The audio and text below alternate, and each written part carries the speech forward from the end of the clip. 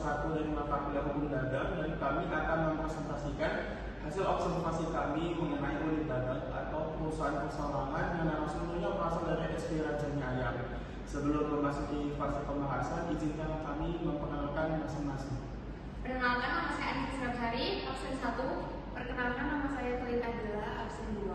Perkenalkan, saya Anissa Setianto, nomor absen 3. Perkenalkan, saya Chelsea Aprilia dan nomor absen 4. Perkenalkan, nama saya Lulu Kusuma Pratiwi, nomor absen 5. Jadi, di SD Rajanya Ayam ada menu ayam geprek, es teh, dan gratis. Selanjutnya, kita memasuki profil dan latar belakang usaha. Usaha SD Rajanya Ayam didirikan pada tanggal 23 April tahun 2026 dengan jargon enak, murah, pedas.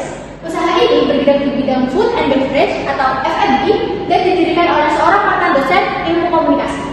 Latar belakang pendirian usaha ini adalah untuk mencari kesibukan setelah resign dari pekerjaan sebelumnya, sekaligus melihat peluang usaha di tengah persaingan bisnis kuliner yang semakin berkembang. Baik, selanjutnya kita akan memasuki modal dan operasional usaha. Pada awal pendiriannya, SD Rajanya Ayam mengeluarkan modal kurang lebih 30 juta.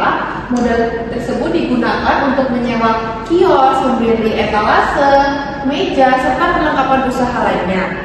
Selanjutnya, untuk seluruh modal sendiri itu berasal dari uang pribadi pemilik, sehingga keuntungan maupun kerugian itu menjadi tanggung jawab pemilik. Dalam operasionalnya sendiri, bahan baku diperoleh langsung dari Magelang untuk menjaga kualitas produk.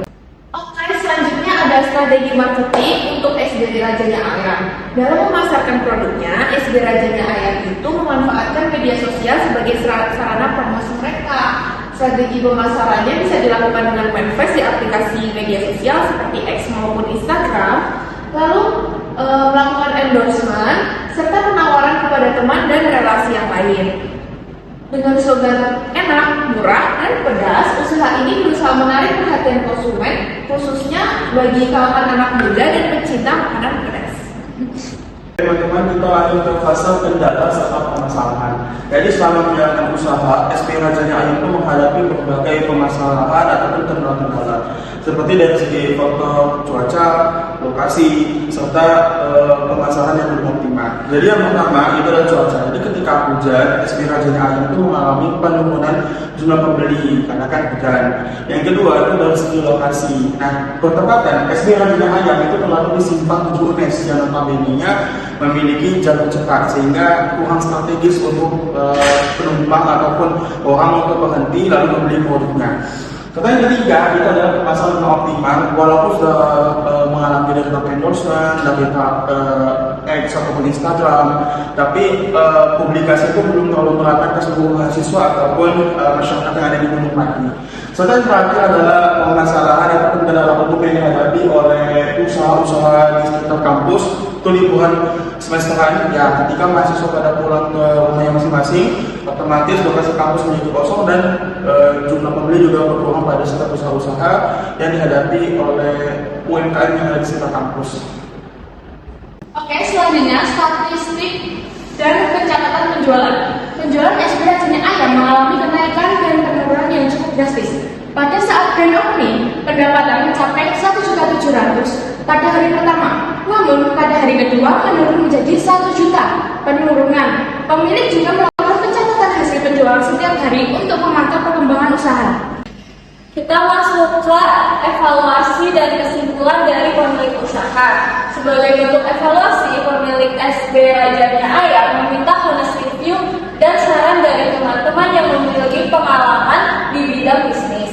Evaluasi dilakukan agar strategi pemasaran, pelayanan, dan pengelolaan usaha dapat diperbaiki, sehingga usaha dapat berkembang lebih baik dan mampu bersaing dengan bisnis F&B lainnya.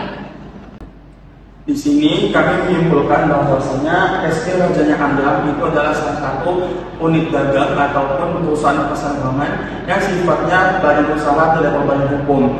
Nah, karena tidak berbadan hukum sehingga tidak memiliki pembatasan jelas antara harta pribadi dengan harta perusahaan.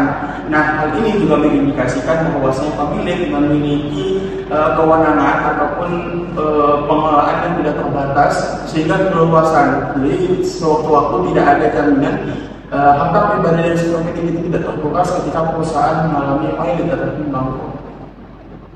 Sekian presentasi hasil observasi dari kelompok kami. Kurang lebihnya kami mohon maaf. Sekian, wassalamualaikum warahmatullahi wabarakatuh. Waalaikumsalam.